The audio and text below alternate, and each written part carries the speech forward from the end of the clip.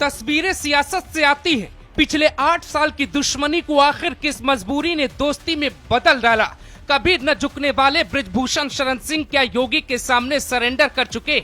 मुलाकात के बाद आखिर हाथ लहराने की तस्वीरों के पीछे की कहानी क्या है। इन तस्वीरों के बाद क्या योगी यूपी में बीजेपी के सुपर बॉस बन गए। क्या योगी के इकलौते विरोधी भी सरेंडर कर चुके। अवध और पूर्वांचल की सियासत में सिक्का जमाने वाले बृजभूषण शरण सिंह आखिर क्यों झुके, योगी का आशीर्वाद लेने क्यों पहुंचे।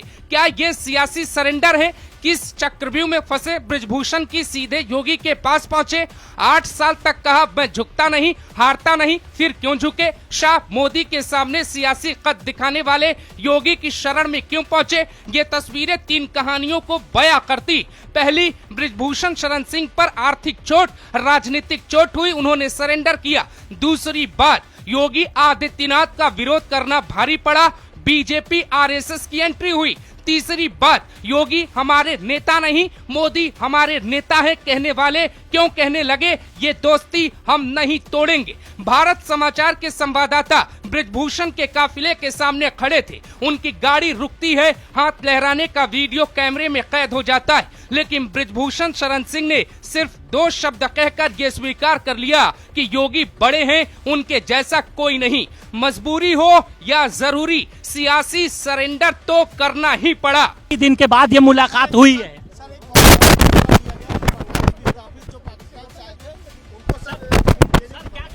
अरे चलो हो गया तुम्हारी। ये बृजभूषण है, उन्होंने कहा मुख्यमंत्री योगी आदित्य मुख्यमंत्री है, उनसे मुलाकात। सर कुछ और बता दिए सर। अहम बस अखिलेश यादव के जन्मदिन पे तारीफ करना, सियासी बयान देना, योगी को हमेशा छोटा बताना या थोपा हुआ मुख्यमंत्री बताना। पिछले 8 साल में पहली बार ऐसा हुआ जब खुद पूर्वांचल के शेर राजा के रूप में प्रसिद्धि रखने वाले बृजभूषण शरण सिंह सरेंडर करने के लिए मुख्यमंत्री आवास तक चलकर पहुंचे। बीजेपी को चाहिए हिंदुत्व की राजनीति का रास्ता, योगी का कोई तोड़ नहीं। संसद में अमित शाह कर चुके हैं ऐलान, तीसरी बार भी योगी ही आएंगे। अमित शाह मोदी के साथ आरएसएस का दखल सियासत में बढ़ा, योगी का कद क्या यूपी में बढ़ा। बृजभूषण शरण सिंह मुख्यमंत्री का सपना देख बैठे थे, लेकिन उन्हें योगी के सामने सरेंडर क्यों करना पड़ा। हलचल बीजेपी में मची, लेकिन नफा नुकसान की गणना समाजवादी पार्टी में क्यों शुरू हो गई। हाथों में माला जपने, हेलीकॉप्टर से चलने, भौकाल जमाने, काफिले में बढ़ती गाड़ियां, ये एक सच है। दूसरा सच थोड़ा अलग है। सियासत की दोस्ती जब दुश्मनी का रूप लेती है तो मर्यादा में प्रहार होता है। योगी आदित्यनाथ ने आर्थिक चोट पहुंचाई, सियासी लगाम कसी। बृजभूषण शरण सिंह जिनको खुद शाह फोन करते हैं, उन्हें योगी आदित्यनाथ की प्रयोगशाला में सरेंडर क्यों करना पड़ा।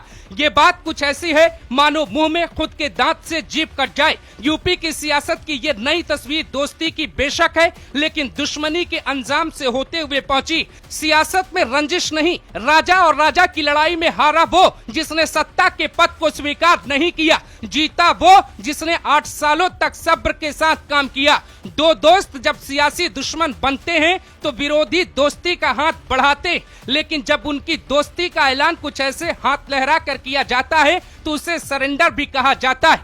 आज द डिबेट में सबसे बड़ा सवाल, योगी के सामने खुद चलकर आए, सरेंडर किया, सियासी मजबूरी या योगी के चोट से जख्मी हुए पूर्वांचल के शेर जिनके नेता योगी नहीं मोदी थे, वो योगी के शरण कैसे पहुंचे। योगी के चक्रव्यूह में फंसे या फिर सियासी कांटे का दर्द ज्यादा गहराया। बृजभूषण के सरेंडर के बाद कई सवाल खत्म, एक सवाल बाकी, क्या योगी यूपी बीजेपी के सुपर बॉस बन गए।